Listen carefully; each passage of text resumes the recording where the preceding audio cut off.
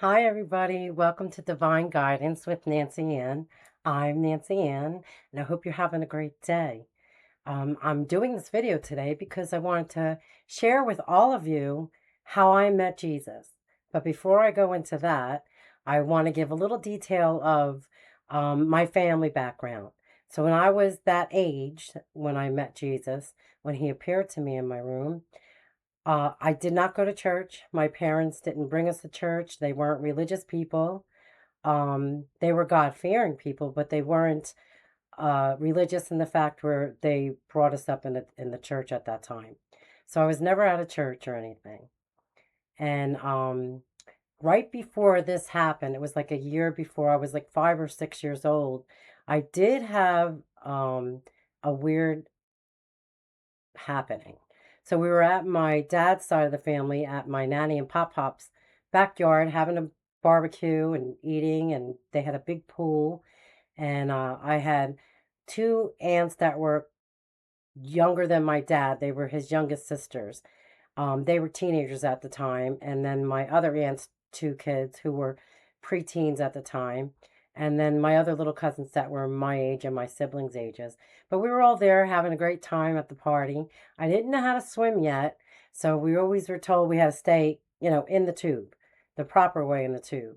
But I was watching the older kids sit in the tube with their butts in the water and just lounging out in the sun.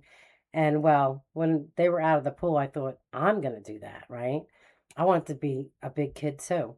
So I set up my tube behind me by the steps going into the pool. And I thought I would just sit back and I would float away, with my butt in the water. Well, that's not what happened. So when I went to sit in, I flipped back and went down into the middle of the pool, and I didn't know how to swim. So I was drowning, and unfortunately nobody saw me at that point, at that moment. And all of a sudden I see this big white hand, and it was huge, and it was a thick white hand, and it looked like, the only way I can explain it is, picture a marshmallow but turned into this big white hand, big thick hands. And it swooped me up from my bottom and pushed me to the corner of the pool where my cousin Tommy, who was a preteen then, had looked down and saw me, and he picked me up by, I had braids and pigtails, and he picked me up by my pigtails and got me out. And obviously I was okay. I was coughing up water and stuff, but I was okay. And when I explained to the grown-ups, my parents and my aunts and my nanny and pop and all them, my big cousins, that this hand came and pushed me to the side of the water where cousin Tommy found me and pulled me out of the water and saved my life. And they said, no, no, no, that you just thought you saw that, because there was a light on each corner of the pool and the bottom of the pool on the side walls. So they thought it was the light that made me think it was a hand. But when I tell you, I'm 62 years old, and I have never forgotten that. My entire life it stayed with me. I never forgot it. It was a big, thick, glowing hand that saved me and pushed me to where my cousin Tommy would see me and lift me out of the water. Now I was like 5 or 6 years old. Now, remember, we did not go to church. The only thing that was religious that was ever spoken when we were that little, or maybe before that age, I was 7 at this time, was that there was a God that watched us from the sky. He had a son named Jesus, and Jesus's mother was a lady named Mary. Never seen a picture of any of them, didn't know what they looked like, nothing. Just knew that there was a God that can see everything we did, right? So I always tried to be good. Wasn't always, but kids will be kids. Anyhow, to get to what happened to me, was this one day. I was 7 years old, and I was playing upstairs in our bedroom, and I was playing with my dolls. And I remember feeling like I didn't belong, not in my family. I just felt like I didn't belong here. It wasn't even my mom or my dad. I just felt I didn't belong here, and I didn't understand the emotions I was feeling. But I remember feeling really sad. I felt unloved and unwanted. And I was playing with my dolls, and I was trying to give them all the love I had from my heart to them. And I was talking to them, telling them that I'll love you forever. You're my babies, and I'll always take good care of you. And I was playing with them. And all of a sudden, I felt like somebody was in the room. And when I looked up, it was Jesus. But I didn't know who he was. But I can tell you this, as a 7-year-old child, I felt the love that you can't even explain with our English language. There is just no way to express it or explain it. It was this overwhelming love and compassion. And at 7, it was a strong feeling. And I asked him, who are you? And most importantly, I was like, how did you get in my room? And then I asked how come he was floating, because he was floating like 2, 3 feet. It felt like 2 or 3 feet. I was looking at him and he was huge. And he was just beautiful. He was in a white robe and he was just so radiant and so beautiful. And he had these beautiful blue eyes that were so sparkly with like life and love.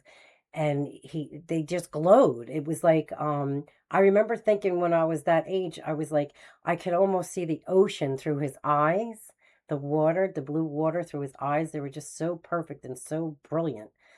And when I asked him who he was, he said that he was my brother Jesus. And yes, he was the Son of God, because I remembered, my mom saying that God had a son named Jesus. And he said he wanted me to know how loved I was, that I am so loved by God and so many others, and that I am very protected. I will always be protected, and that I was a chosen child of God. And I didn't really understand what that meant. I just felt great because I knew how much I was loved, and by others, many others. And I could feel that love. Like it just opened up my heart, and I could feel this love. Like, oh my gosh, I wish I could explain it to you, the feeling, but there are no words. I mean, all my life I've tried to explain that to people and I can't. It's just like you know how you love your child or you love your parents and your sibling. It's like quadruple that kind of love. Like it's just you can't express it the way it feels. But when he said that I was a chosen one, I wasn't quite sure at that time. I was too young to understand. And I remember him smiling and laughing and saying how, again, how much I was loved, and that I'll do many works in this life here on this earth. And I didn't really understand that either, but I knew there was truth to it. It was just an inside knowing, and I don't know how to explain that either for a little kid. Like you don't know how to express it. But I remember asking him, how did you get in my room? And he said, don't worry about that. And I said, I hope you didn't use my dad's ladder, because he doesn't like people using his things. And he just chuckled, like he laughed. And then I said, wait here. I want to go get my mom. I want her to meet you. I want her to see you. And I ran down the steps. Didn't know he was not going to be there, but I ran down the steps, got my mom off the phone. She comes upstairs because I was just, Mommy, you got to come meet him. And she's like, him? Who? She comes up the steps, but Jesus was gone. He wasn't there no more. So I said, you took too long. You should have got off the phone. And then I explained to her there. Now, for my mom, for one thing, my mom back then, she was scared about spirits and ghosts and the dead people talking to. She didn't like any of that stuff. It frightened her, made her uneasy. So she thought maybe I possibly fell asleep playing with my dolls and I dreamt this. But I did describe him to T. Now, she had seen pictures of Jesus, but she knew I didn't. So she was a little like, whoa. So that was a really beautiful, and he stayed with me. I mean, this stayed with me my whole entire life.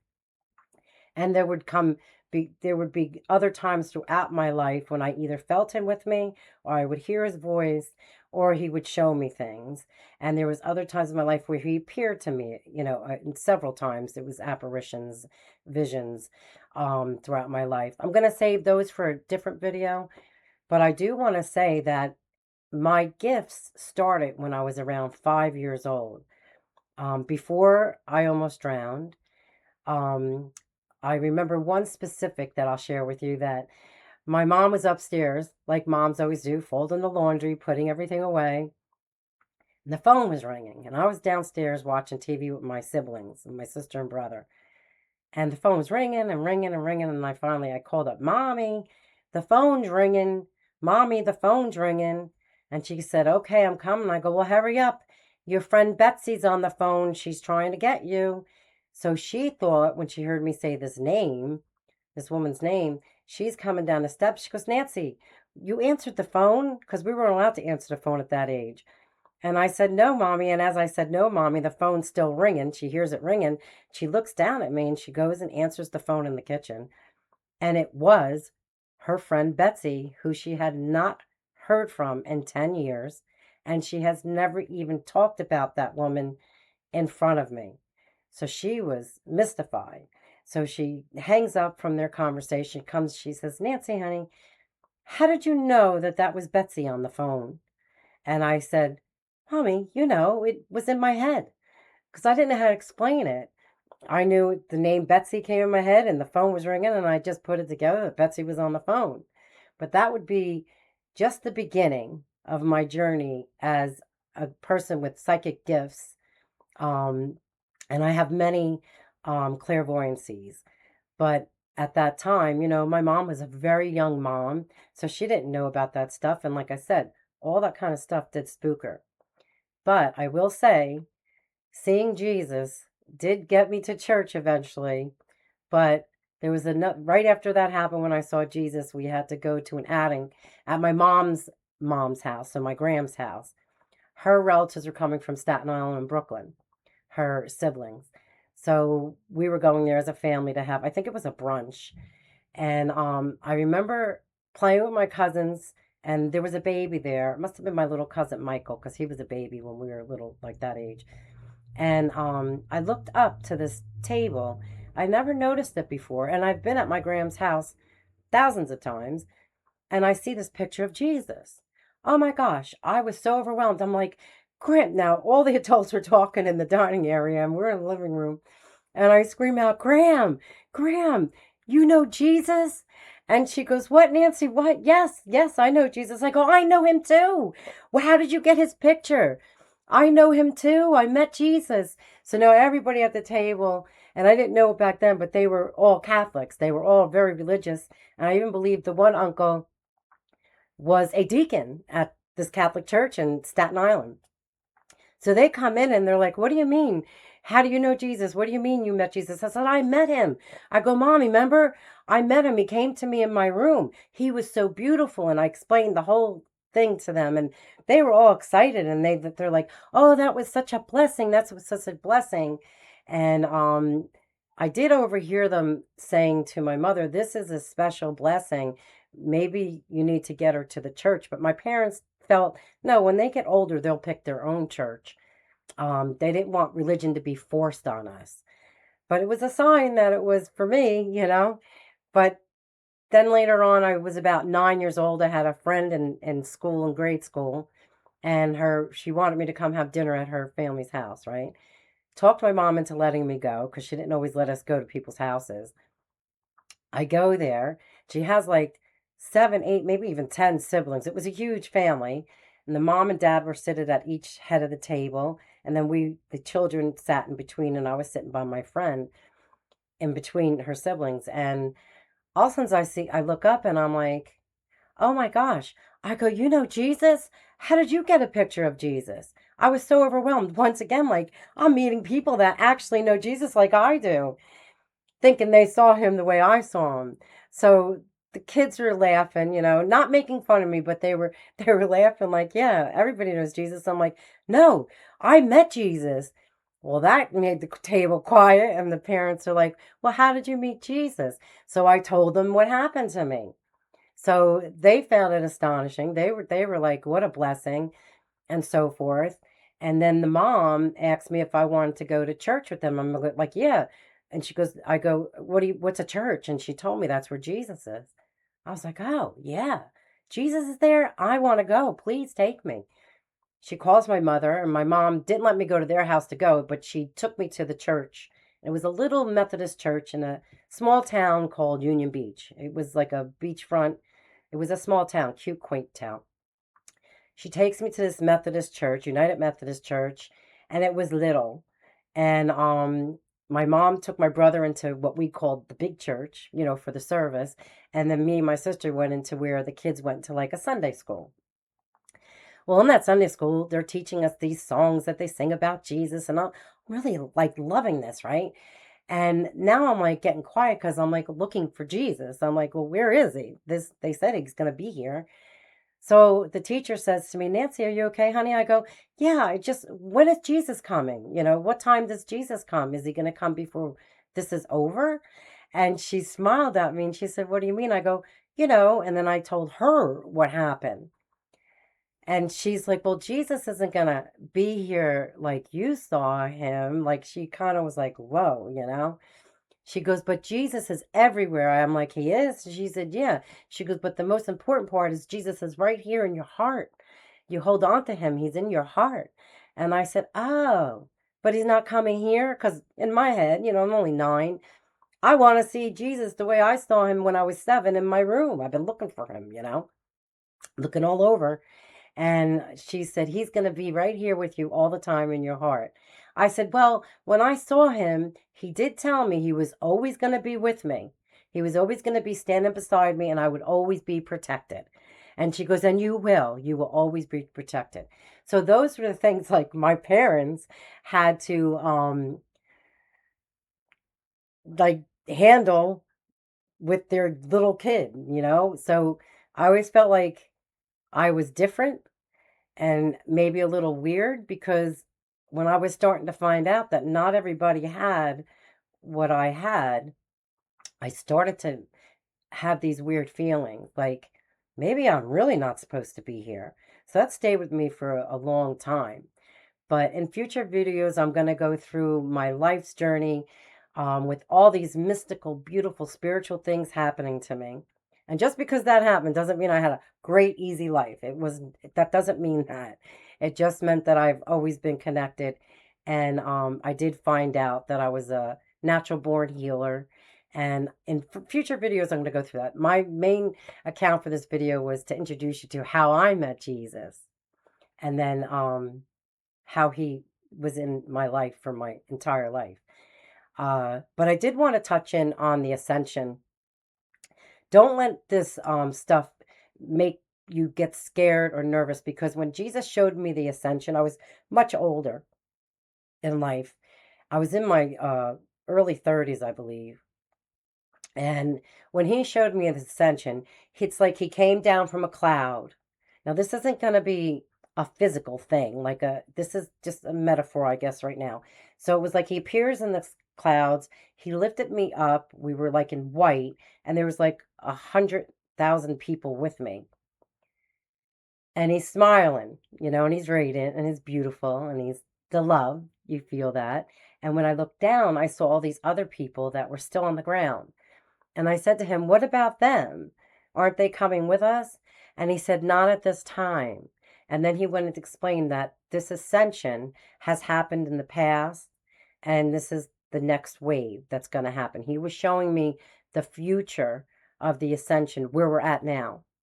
And what the ascension is us lifting ourselves up higher to connect with our consciousness and understand that we are all one big, huge consciousness. And that during this ascension, those that ascend now, it's not that you're dying. Nobody's going anywhere unless it's their time, unless it's their time to go back to where we come from. But what he was showing me was that the ascension is more of a frequency. So you're going up in higher frequencies.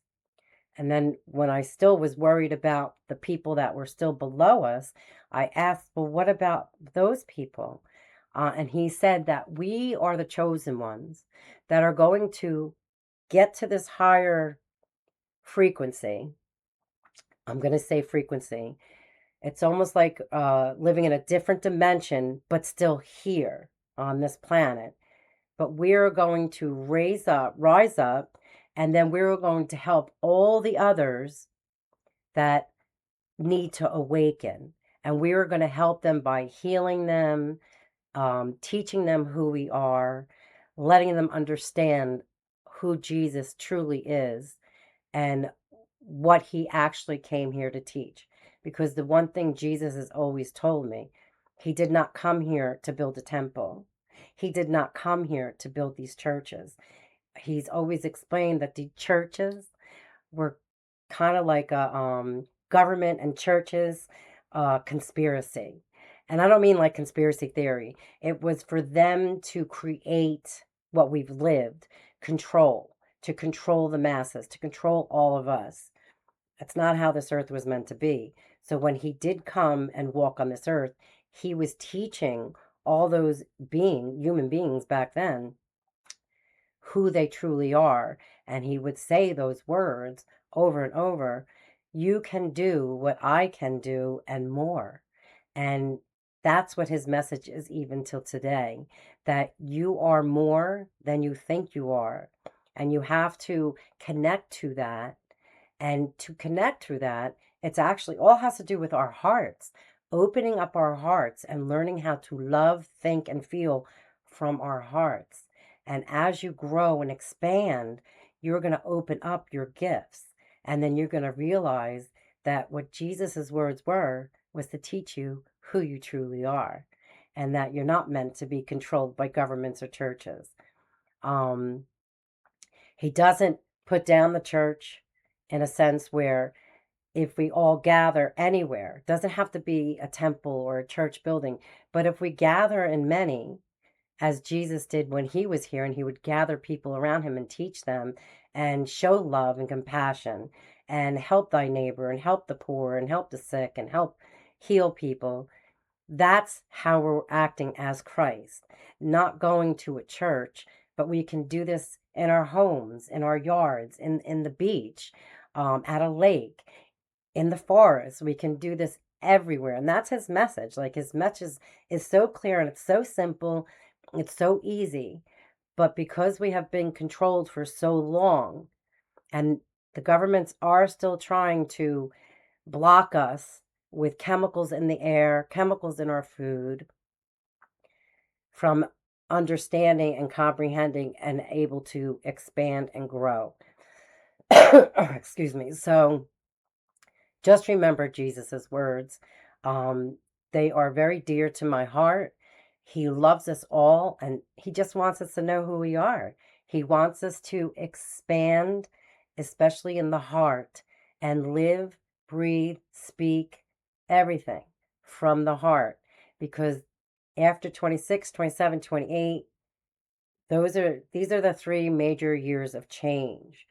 All this is happening. By the time we get into the 2030s, like I'm going to say 32, we will be living heaven on earth like we've always prayed for. But we have work to do.